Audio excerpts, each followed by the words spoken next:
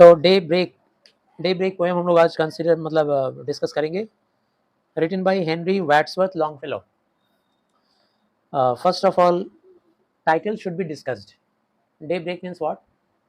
Breaking of the day means beginning of a day, दिन का शुरुआत.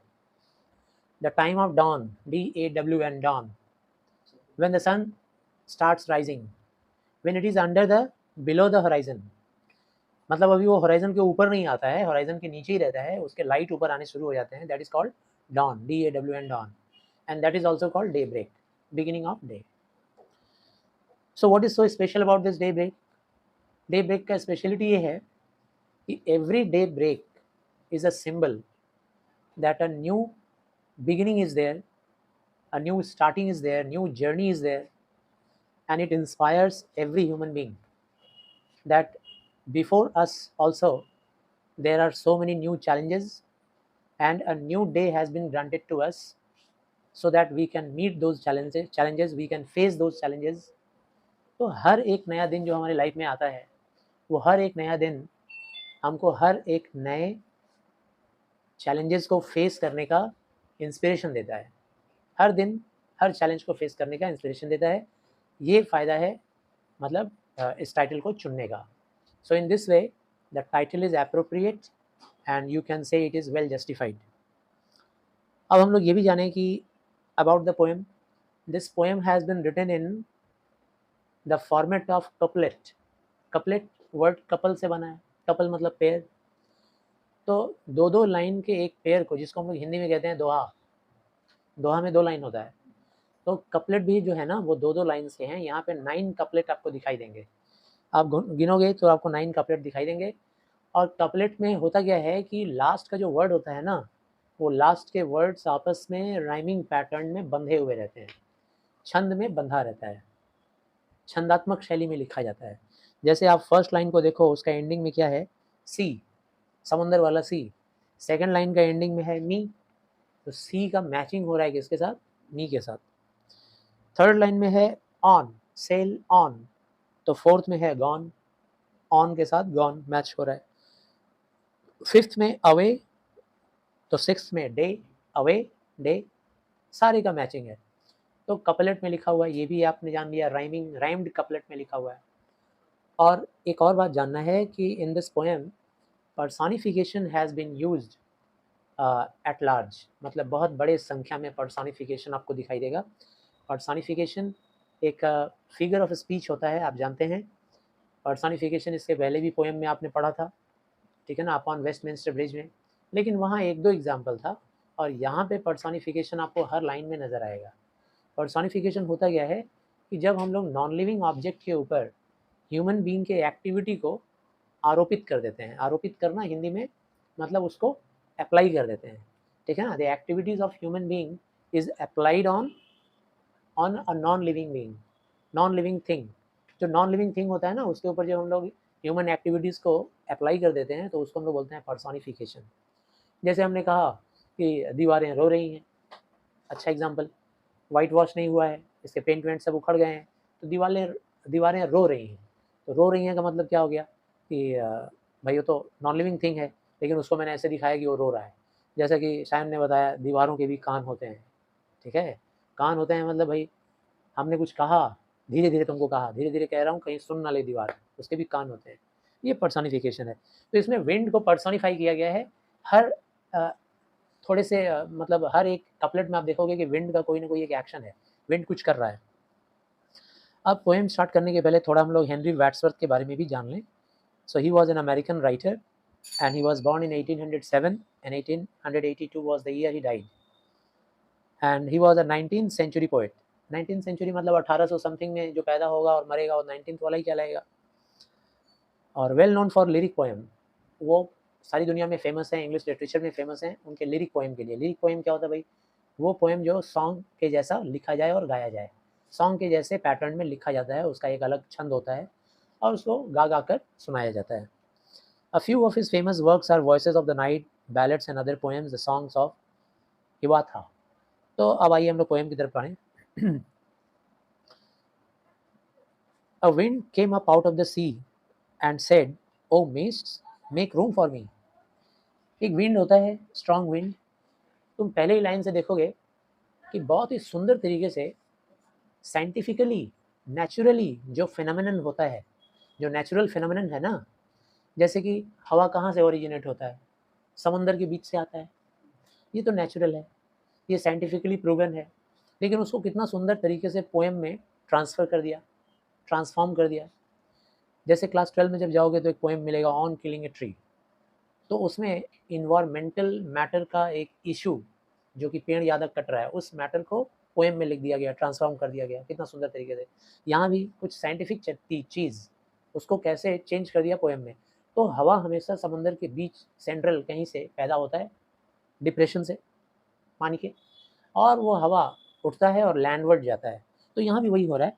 पोएट बोल रहा है a wind came up out of the sea, एक हवा समुंदर के बीच से ओरिजिनेट हो रहा है, it takes birth from the centre of the sea and it says to the mists, क्योंकि जब सुबह सुबह होता है ना तो चारों तरफ मिस्टी मिस्टी मॉर्निंग होता है, not that Bengali mishti, misty, mist से भरा हुआ, कुहासा कुहासा, धुंध कोहरा चारों तरफ फैला रहता है। अब ऐसे में किसी को आगे बढ़ना है तो भाई सामने वाले को तो रास्ता देना पड़ेगा ना, तब तो हम आगे बढ़ेंगे। तो विंड कहता है मिस्ट से, O mist make room for me, ए मिस्ट प्लीज़ मेरे लिए थोड़ा रास्ता बनाओ, मुझे आगे बढ़ना है, थोड़ा रास्ता दो भाई।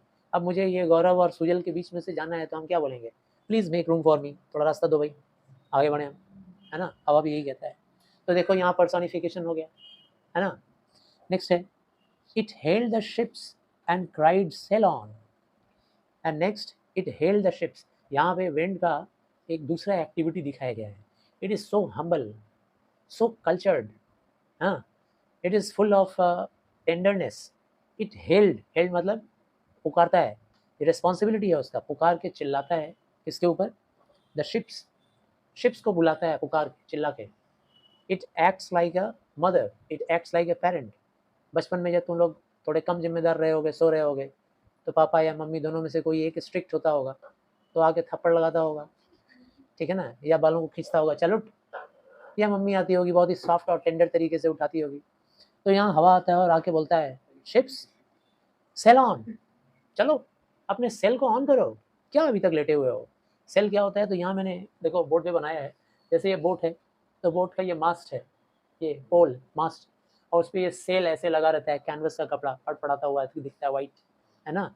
ये शिप के डायरेक्शन वगैरह चेंज करने में मदद करता है, विंड इससे जाके टकराता है और बोट का डायरेक्शन चेंज होता है। तो कहता है कि come on ships, what you all are doing, just अपना सेल को ऑन करो, चलो रेडी हो जाओ। रेडी हो जाओ मतलब now the day has begun, now start your activities, you are still sleeping, अभी भी सो रहे हो, उठो अपनी एक्टिविटीज स्टार्ट करो। ये mariners the night is gone, mariners को बोलता है कौन भाई, जो नाविक हैं, नौका चलाने वाले, मैरिनर्स, मैरीन में रहने वाले लोगों को मैरिनर बोलते हैं। तो उनको कहता है कि अरे नाविकों अभी तक सो रहे हो। ऐसा होता क्या है एक्चुअली में, कि जब शिप समुंदर में रहता है ना और रात हो जाती है, तो ऐसा माना जाता है कि भाई अगर तूफान उफान नहीं है तो शिप को वो लोग इंजन वगैरह बंद करके रोक देते हैं, वहीं पे शिप पड़ा रहता है, ठीक है, और अपना आराम कर रहे होते हैं, उनका डेज का एक्टिविटी उस टाइम में रुक जाता है।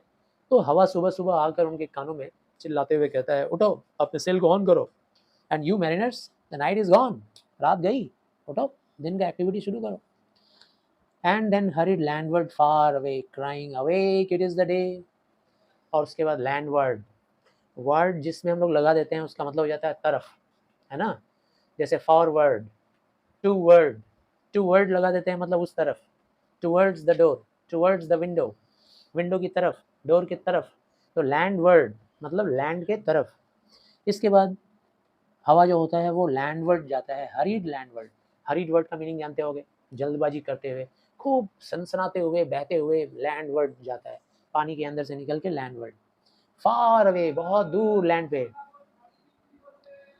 क्राइंग और चिल्लाते हुए जाता है, awake awake it is the day, उठो उठो उठो दिन आ गया, अभी तक सो रहे हो, उठ जाओ सारे लोग।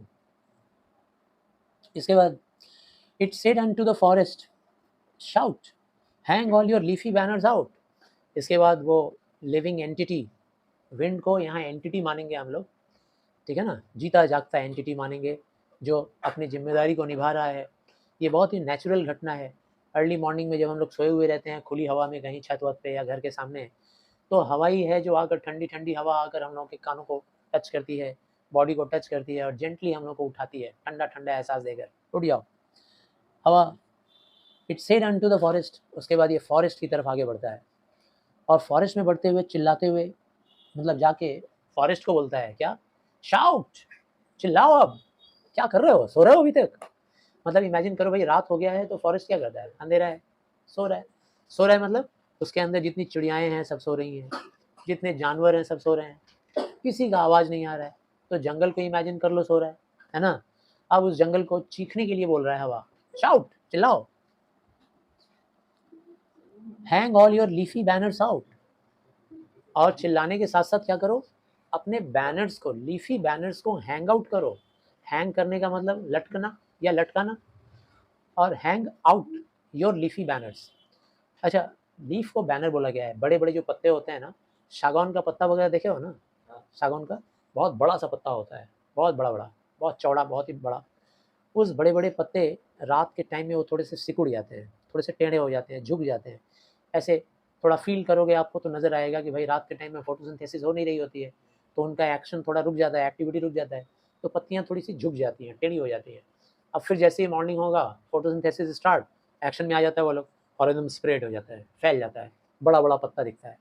तो उसी को बोला जा रहा है कि हैंग योर लीफी बैनर्स, अपना पत्तेदार बैनर को लटकाओ, झुलाओ और आवाज़ निकालो, चिल्लाओ। चिल्लाओ का मतलब जंगल के अंदर के जितने भी जानवर हैं, जितने भी चिड़िया हैं, सब चहचहाएंगे, सब आवाज़ निकालेंगे, सब जानवर चीखेंगे, चिल्लाएंगे तो आवाज़ निकलेगी, तो जंगल जाग जाएगा। ये सेंस है यहाँ पे। It touch the wood birds folded wings and said, O bird awake the sing. Next, ये काम करने के बाद अब दूसरी रिस्पॉन्सिबिलिटी में लग जाता है हवा।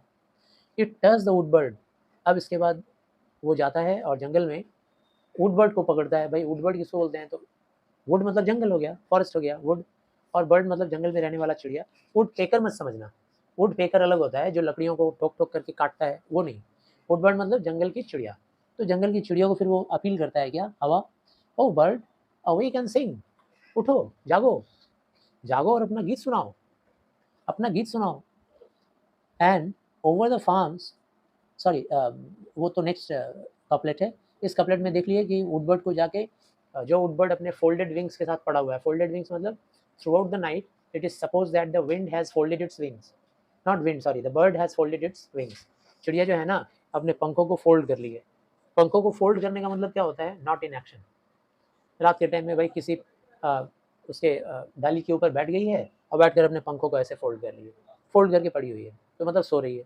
अब जब सवेरा हुआ तो उसको हवा बोल रहा है कि चलो अपने पंखों को फैलाओ, पंखों को फैलाओ मतलब उड़ना शुरू करो। इट नेक्स्ट है, and over the farms O chanticleer your clarion blow the day is near. अब इसके बाद हवा जंगल से निकल के फार्म पे जाता है। सी जर्नी कंप्लीट हो गया, सी के बाद फॉरेस्ट में आया, फॉरेस्ट का जर्नी कंप्लीट हो गया, जिसको जिसको उठाना था उठा लिया, चिड़ियों को उठा लिया, जंगल को खुद चिल्ला के बोल दिया कि भाई उठो और एक्शन में आ जाओ, हल्ला मचाओ, वो हल्ला करो।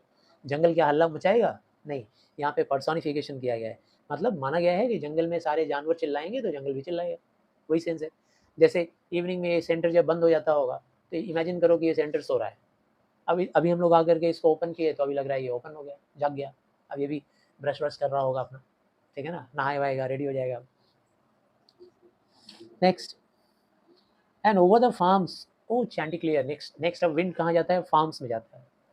फार्म जानते होगे तुम लोग, खेत खलिहान का लंबा चौड़ा जो लैंडस्केप होता है उसको हम लोग बोलते हैं फार्म, ठीक है ना। फार्म में एक छोटा सा घर बना लेते हैं, फार्म हाउस हो जाता है।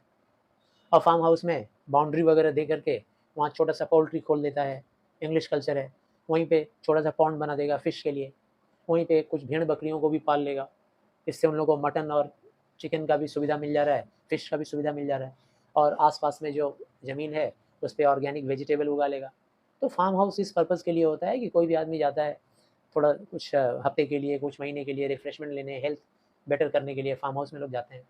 तो अब वो हवा उड़ते हुए फार्म हाउस की तरफ जाता है और वहाँ जाकर के फार्म पे चिल्लाता है चैंटिक्लियर को। चैंटिक्लियर क्या है भाई, तो चैंटिक्लियर रूस्टर को बोलते हैं, मुर्गा ही समझ लीजिए आप, कॉक, ठीक है ना।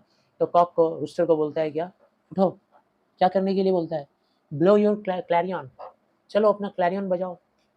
क्लैरियन तो एक तो वाद्य यंत्र होता है, एक इंस्ट्रूमेंट होता है जिसको बजाया जाता है, लेकिन यहाँ मुर्गा का कोई वाद्य यंत्र नहीं होता है। एक्चुअली में पुराने ज़माने से ऐसा रिवाज है कि मुर्गे लोग जब रात हो जाती थी ना, गाँव में एकदम सन्नाटा अंधेरा छा जाता था, तो मुर्गा को लगता था कि भाई अब अंधेरा हो गया।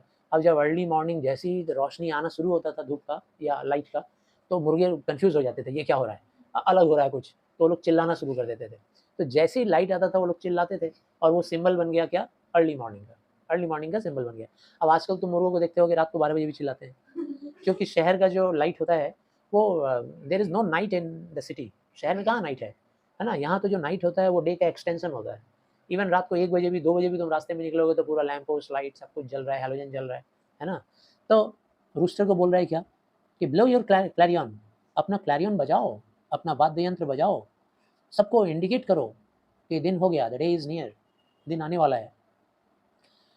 Next it whisper to the fields of corn, इसके बाद अब हवा कॉर्न फील्ड में जाता है।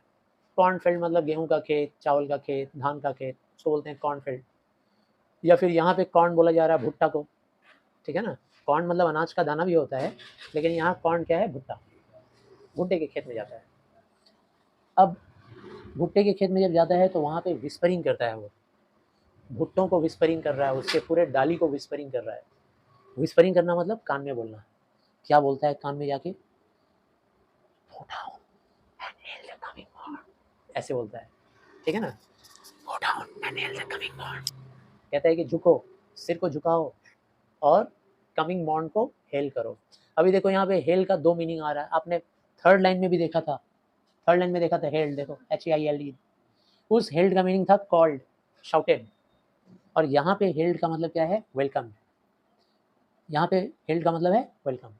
तो भुट्टे के खेत को बोलता है कि सब लोग अपने सिर को झुकाओ। सिर को झुकाने का मतलब गिविंग रिस्पेक्ट टू, है ना? गिविंग ऑनर टू, सम्मान देना, रिस्पेक्ट देना, इसके लिए हम लोग को सिर झुकाना पड़ता है, ठीक? कोई बड़ा आदमी है, राजा है, तो उसके सामने हम लोग सिर झुकाते हैं।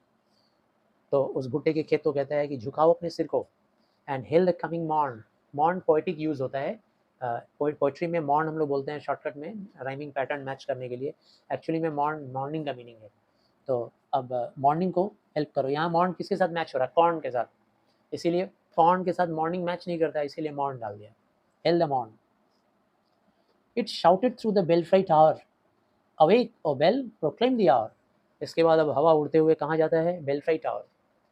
भाई क्रिश्चियन कंट्री है तो चर्च हर जगह होगा। बेलफ्री टावर बोलते हैं हम लोग चर्च के उस टॉप मोस्ट पार्ट को जो ट्रायंगुलर शेप में होता है, एकदम टॉप में, और उसी में से रस्सी से बंधा हुआ एक बेल होता है, उस बेल की रस्सी नीचे तक आती है। लोग चर्च में बेल को बजाते हैं। 25 December is very close, so you can experience it at any church in Kolkata, ठीक है? वहाँ पे जा कर के रस्सी को हिलाकर वो चर्च के बेल को बजाया जाता है और बजा करके अपना पैगाम, अपना मैसेज गॉड के पास भेजा जाता है। किसी के बर्थडे में, किसी के शादी में चर्च बेल बजाया जाता है। और फिलहाल उसके अलावा डे का बिगिनिंग जब होता है ना, तो भी चर्च का बेल बजाया जाता है। डे का एंडिंग होता है तो भी चर्च का बेल बजाया जाता है। Every 6 PM in the evening and every 6 AM in the morning. हमारे हिंदू संस्कार में भी तो होता है, शाम को संध्या देते हैं, सुबह सुबह धूप आरती दिखलाते हैं भगवान जी को, है ना? तो ये एक तो बिगिनिंग का और एंडिंग का, दिन के एंडिंग और बिगिनिंग का एक सिंबल होता है। जैसे बहुत पुराने समय में अ, अपने भवानीपुर पुलिस स्टेशन में यहाँ पर सायरन बजता था 9 बजे के टाइम में। तो 9 बजे वो सायरन जब बजता था ना, तो पूरे इलाके में इंडिकेशन हो जाता था कि the clock has struck 9, it's 9 o'clock. तो बजता था भवानीपुर थाने में और सुनाई देता था एल्गिन रोड तक, उतना दूर तक सुनाई देता था, उससे भी आगे तक, चौरंगी तक, है ना? तो ये बेनिफिट होता है कि ऐसे ही मुर्गे की आवाज़ को भी हम लोग मान सकते हैं कि बिगिनिंग ऑफ डे को इंडिकेट करता है। चर्च बेल को मान लेंगे कि it indicates the beginning of the day. तो कहता है कि चर्च को बेल को, it's shouted through the belfry tower, awake O bell, ए बेल उठो, क्या कर रहे हो? अभी तक सो रहे हो? अब उठ जाओ और प्रोक्लेम द आवर, और आवर को प्रोक्लेम करो। आवर को प्रोक्लेम करो मतलब it's the day time, it's 6 o'clock, it's 7 o'clock, कोई भी एक डे होगा जिसको इंडिकेट करता होगा। तो बोला चलो अब स्टार्ट करो, ये दिन का शुरुआत हो गया। And next the last one बहुत ही इंपॉर्टेंट है। अभी तक तो विंड अपनी रिस्पॉन्सिबिलिटी पूरी कर रहा था, बस सबको उठाते जा रहा है, जगाते जा रहा है, उठाते जा रहा है, जगाते जा रहा है। अब बेल एक बहुत इंपॉर्टेंट काम करने वाला है, और वो क्या है? It cross the church yard with a शाई and said not yet in quite light. अब इसके बाद वो बेल चर्च यार्ड में पहुंचता है। चर्च का जो यार्ड होता है, सामने के यार्ड को हम लोग कोर्ट यार्ड बोलते हैं, पीछे के यार्ड को हम लोग बोलते हैं चर्च यार्ड। चर्च के पीछे का यार्ड जो होता है ना, ज़मीन, वो सुनसान जगह है, वहाँ पे मुर्दों को दफनाने के लिए यूज़ किया जाता है वो जगह। जो क्रिश्चियन लोग हैं, जो उस चर्च से जुड़े हुए हैं, क्रिश्चियनिटी के लोग हैं, उनको उस वहाँ पर दफन किया जाता है। उसके बाद हवा पहुँचता है कहाँ पर? चर्च यार्ड में। और चर्च यार्ड में जाके विथ अ साई, वहाँ उसको कोई एक्साइटमेंट नहीं है जगाने के लिए, वहाँ जाकर एक ठंडी सी आहें भरता है। आहें कैसे भरते हैं भाई? जब कोई काम करते करते हम थक जाते हैं या थोड़े अलग डिप्रेस्ड मूड में आ जाते हैं, दुखी मूड में, तो हम लोग ऐसे करते हैं, ठीक है ना। तो अभी तक इतना एक्टिविटी किया, करने के बाद अब विथ अ शाई बोलता है, वहाँ आते ही चर्च यार्ड में बोलता है, नहीं नहीं तुम लोग सोए रहो, तुम लोग मत उठना, तुम्हारा अभी वक्त नहीं आया उठने का। तुम लोग मतलब कौन? मुर्दे, डेड बॉडीज। उन डेड बॉडीज को बोलता है तुम लोग मत उठना, तुम लोग अभी सोए रहो। ऐसा क्यों?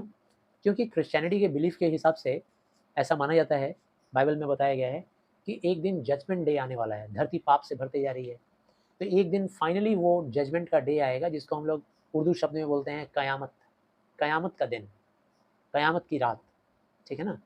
एक फिल्म बना है आमिर खान का, कयामत से कयामत तक, मतलब एकदम टॉप बिगिनिंग, अनादि से, मतलब आदि से अंत तक, कयामत से कयामत तक। तो एक दिन ऐसा कयामत का दिन आएगा जिस दिन जजमेंट होगा कि किसको किसको फिर से लेना है दुनिया में और किसको दुनिया से डिस्कार्ड करना है। उस दिन जजमेंट के दिन ना सबका हिसाब किताब होगा पाप पुण्य का। तो उस दिन क्या होगा, जो जिंदा रहेंगे उनका भी हिसाब होगा और जो मरे रहेंगे वो भी जिंदा हो जाएंगे। मरे हुए लोग भी उस दिन जिंदा होकर खड़े हो जाएंगे अपने पाप पुण्य का हिसाब करवाने के लिए। उसको बोलते हैं जजमेंट डे। तो हवा कहता है कि नो नो नो नो, अभी अभी सोए रहो तुम लोग, नॉट येट, अभी जजमेंट डे नहीं आया, अभी सोए रहो, it's not the judgement day, in quiet lie, अभी शांति से पड़े रहो, सोए रहो शांति से। क्वाइट का मतलब शांति और लाई मतलब पड़े रहो। तो ये था डे ब्रेक पोएम, और विंड का रिस्पॉन्सिबिलिटी, उसकी ड्यूटी, ठीक है ना, एक एंटिटी की तरह से कैसे उसको प्रेजेंट किया गया। आई गेस सबको समझ में आया। वीडियो काफ़ी लंबा हो रहा है, यहीं पे रोकता हूँ। Thank you very much.